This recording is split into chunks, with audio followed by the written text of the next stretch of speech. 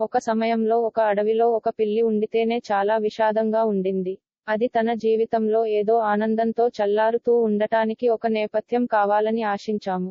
అతను ఒక పుస్తకంను చూసినప్పుడు, ఒక ముగిసిన పేజీని సందేహపడి చూశాడు. అది పిల్లికి దాని జీవితంలో అందరికీ ఆవశ్యకమైన ప్రేరణా మార్గాన్ని ఇవ్వటం లేదా సరైన సలహాలను ఇవ్వటం కానీ అనిపించింది. పిల్లి ఆ పేజీలో ఒక విశేష హృదయం ఇచ్చాంది, అది తన దానికి ప్రయాణం చేసేందుకు ఆకాంక్ష ఉండటానికి అది సహాయపడింది.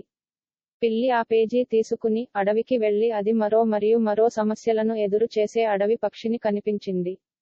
అది తన పరిస్థితిని గుర్తించి, తన సమస్యను పరిష్కరించడానికి యోగ్యమైన పరికరాలను ఆశించాము.